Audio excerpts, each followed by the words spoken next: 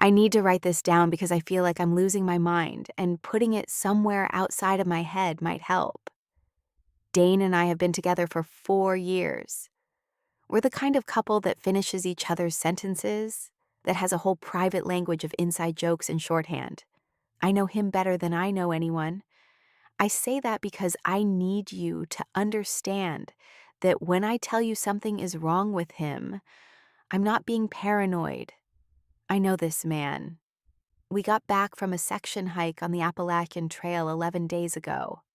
We did about 200 miles over 3 weeks, starting in Virginia.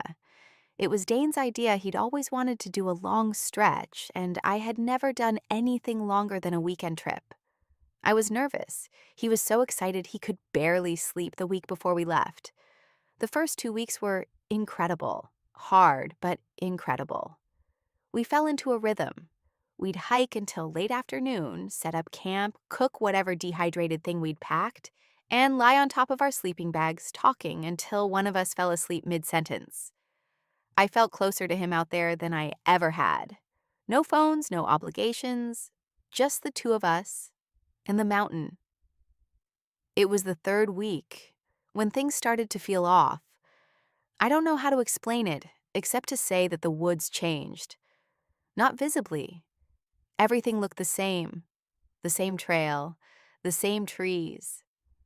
But the quality of the air felt different, thicker somehow, like the atmosphere had shifted by a degree you couldn't measure but could feel in your chest.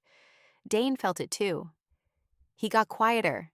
He'd always been the one pointing things out. Look at that ridge, look at that bird, but he stopped.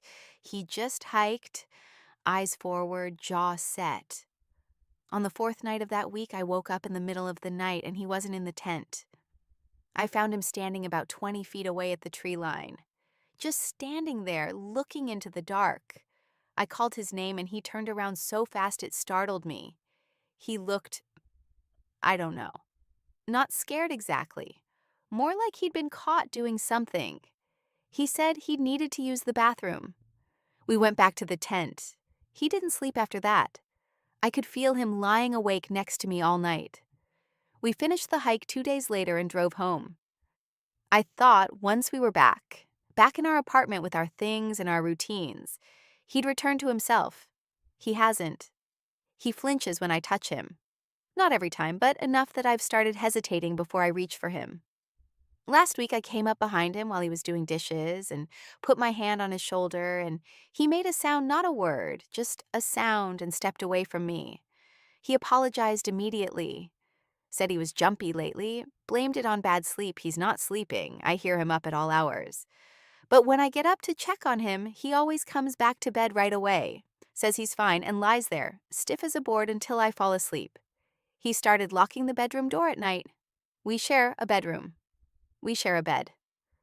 For the past 6 days, I've been waking up on the couch with no memory of getting there, and the bedroom door locked from the inside, and Dane on the other side of it claiming he has no idea how I ended up in the living room. He says I must be sleepwalking. He says it gently, the way you say things to someone you're frightened of. I asked him last night to please just tell me what was wrong. I sat across from him at the kitchen table, and I asked him to look me in the eye and tell me what I had done. He looked at me for a long time. His jaw worked. I watched him decide something. He said, "You haven't done anything. I've just been in my head since the trail. I'm sorry." He reached across the table and squeezed my hand. He let go after less than a second. I went to the bathroom after dinner and stood at the sink for a long time. I looked at myself in the mirror. Normal, tired, a little thinner than before the hike, but normal. I turned the faucet on and splashed water on my face. When I looked up, I was smiling. I hadn't smiled, I wasn't smiling. But my reflection was just for a second, just long enough for me to see it wearing an expression I hadn't put there, wide and still and patient. Then it was just my face again. I told myself it was the lighting, the water in my eyes. But I've been thinking about the third week on the trail, how the air changed, how I have almost no clear memories from those last 2 days of hiking. Just flashes a strange taste in my mouth. A sound like something large moving parallel to the trail, just past where the trees got thick. Waking up outside the tent once with dirt under my fingernails. And no explanation. I've been thinking about how Dane stood at the tree line that night, how he looked when he turned around, the sound he made when I touched his shoulder. I've been thinking about the mirror. I've been telling myself I need to ask him what he saw on that trail, what he's been seeing since we got back. But there's another part of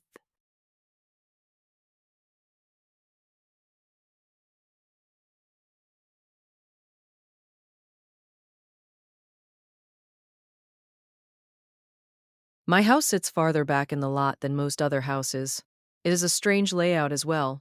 The sidewalk runs the length of the living room and ends at the front porch, which lets into the living room. Large windows that do not open allow great light to get into the living room, but at the cost of no privacy. The rest of my family was on vacation, and having the house to myself, I decided I would get smashed. Well, I pass out on the couch in the living room at about 9, when I realized I was too scared to walk back to my room. The couch is right underneath these big windows. I woke up suddenly, not knowing why. I had a severe case of the chills, and I could not figure out why. Then the banging started. It came from right above me. I did not move, but I opened my eyes and looked up at the window. Someone was standing there, pounding on the glass. Without moving, I looked at the cable box. It was around 3 in the morning. The banging continues. Then it stopped suddenly, but I still did not move. Suddenly it commences again, coming from 2 different directions now. Someone is banging on the window, and another person is banging on the front door. They kept doing it, would not go away. Finally, after about 40 minutes, they quit. It was the most terrifying event I can recall at the moment. It made me a nervous wreck after that. I called a friend the next day to see if he would come over and stay for the rest of the week, and his response was, "What for? So that we can both be murdered in our sleep? Thanks a lot." I swear I couldn't stop crying for what felt like hours.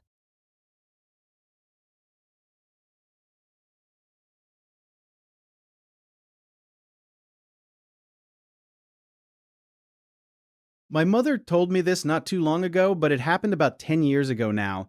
When my cousin was 17, 18 years old, she was in a car crash and had died a couple of weeks later in hospital. She was really close to my dad's sister, our aunt, and used to babysit her kids who were no more older than 4 years old all the time.